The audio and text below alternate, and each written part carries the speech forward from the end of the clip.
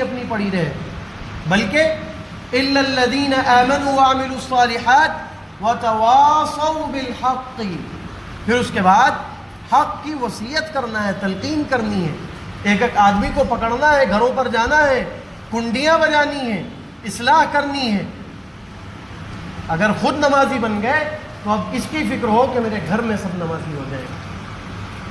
گھر والے نمازی بن گئے تو اس کی فکر ہو کہ پڑوسی نمازی بن جائے، پڑوسی نمازی بن گئے اس کی فکر ہو کہ پورے محلے والے نمازی بن جائیں، اور پھر اسی طرح دائرہ بڑھتا چلا جاتا ہے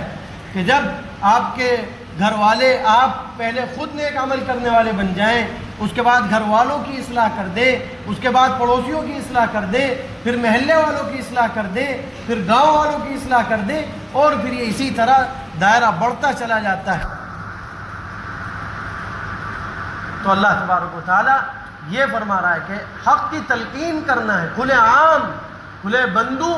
سب کے سامنے حق کو واضح کر دینا ہے، حق کو بیان کر دینا ہے، اس میں کسی سے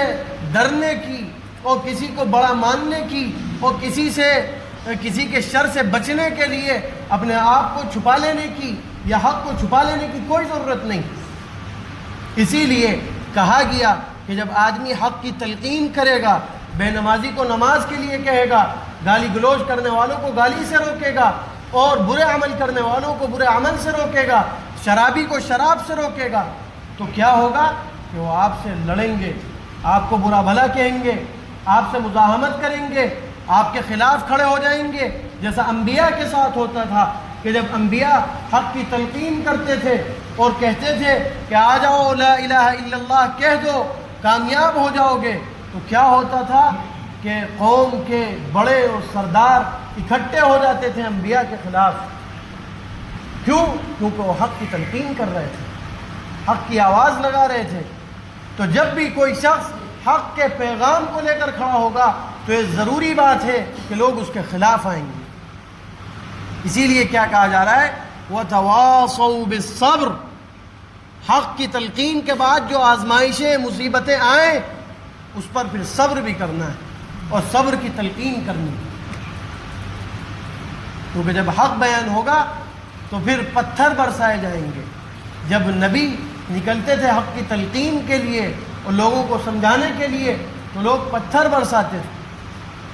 اگر آج آپ کا اور ہمارا دعوت پر استقبال ہو رہا ہے تو ان انبیاء کی، ان صلحاء کی اور ہم سے پہلے آنے والوں کی محنتیں ہیں۔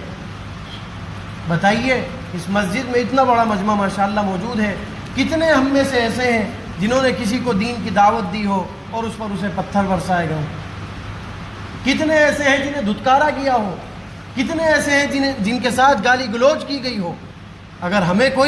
ہم کسی کو نماز کے لیے کہیں اور وہ پلٹ کر ہمیں گالی دے دے، ساری زندگی اس سے بات نہیں کریں گے۔ یہ ہمارا مزاج ہے کہ میں اچھائی کا حکم دے رہا ہوں کہ گالی دے رہا ہے، اور اگر کوئی پٹائی کر دے تو آدمی لڑائی جھگڑے پر آمادہ ہو جائے گا۔ اور انبیاء کے ساتھ کیا ہو رہا ہے؟ خود آخری نبی محمد عربی صلی اللہ علیہ وسلم طائف گئے تو وہاں پر آپ حق کی تلقین کر رہے ہیں، ان کو آگ سے بچانے کا فارمولہ بتا رہے ہیں کہ اسلام کے اندر داخل ہو جاؤ، اور وہ پلٹ وار کیا کر رہے ہیں کہ پتھر برسا رہے ہیں۔ تو میرے محترم بزرگوں، دوستو، اس قرآن کریم کی صورت کو اگر ہم اور آپ اپنی زندگی کے اندر